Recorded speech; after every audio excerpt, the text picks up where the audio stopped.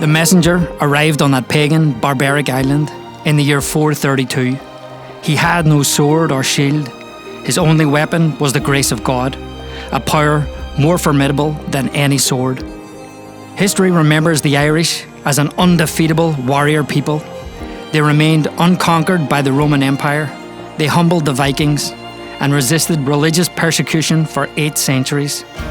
Their spirit could not be broken by the sword, but it surrendered to something far more powerful, a mother's love. It was a love given to the world by her Son from the cross, and it moved through the very heart of her great messenger, their first bishop, St. Patrick. He brought her grace to the hills and glens of Ireland, and a nation of warriors who had refused to bend to empires fell to their knees to worship her Son, the King of Kings. She loved these people so completely that she wrapped her mantle around the land, a divine shield against the storms of history. She was there when the Church was born, and so became the Mother of Ireland. Hand in hand, the children of Ireland and their heavenly Queen would walk together through centuries of pain, their devotion a testament to their unbreakable spirit. When faced with a brutal choice between their faith and death, their green fields ran red with blood. When given the ultimatum to starve or disown their queen, they refused to turn their backs on her. In a great exodus, many fled to a new world, but they did not go empty-handed. They held their rosary beads close, their hearts carrying the same devotion to the Virgin Mary that had arrived on their shores 1400 years earlier. This faithfulness was not forgotten. In 1879, their mother appeared to them in Knock, a silent and powerful affirmation of her love, a great gift of hope for the people. 30 years later, God gave the world another gift, a man also named Patrick, named after the bishop who had brought the faith. This new Patrick would also be her messenger, bringing her rosary to families all over the world. His life had more twists and turns than the road from Ballindoon to Ballina, and it was these struggles that changed him forever. Pat Payton arrived in Scranton, Pennsylvania in 1928, chasing the American dream. When he breathed the city air, he could feel the smoke on the back of his throat. A world away from the familiar green fields of rural Ireland. He and his brother were broke, and the city was on the edge of the Great Depression. Patrick saw firsthand the poverty, the despair, and the brokenness of families all around him, and a deep homesickness set in. After weeks of fruitless job hunting, a young man who once dreamed of real estate found himself working as a humble janitor at St. Peter's Cathedral. This sacred space, with its soaring ceilings and hallowed stillness, became his sanctuary from the world's turmoil. In the quiet of winter mornings, the stone made it feel colder, but the light filtered through stained glass windows was warm. His gaze would fall upon the beautiful statue of Our Lady of Perpetual Help, her kind eyes seeming to promise comfort. In his own words, I would pray and pray in front of the Blessed Sacrament. This time spent with our Lord would prepare him for the challenges that lay ahead. He realized his true calling wasn't to amass wealth, but to serve God's people.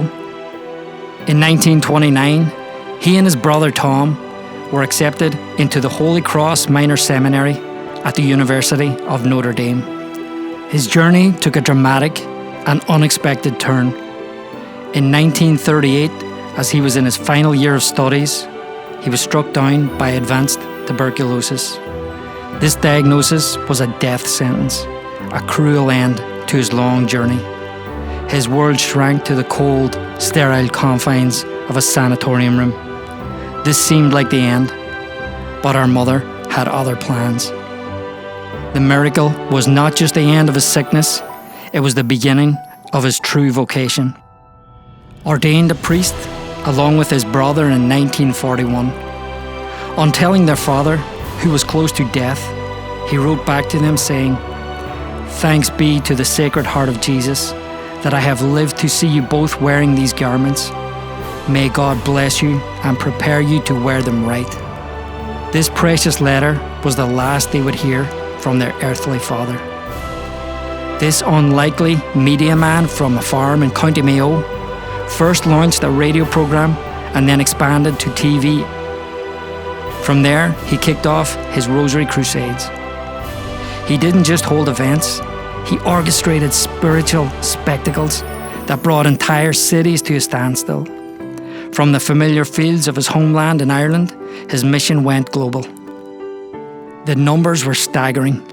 It is estimated he prayed the Rosary with over 28 million people around the world and brought hope to millions more with his simple message.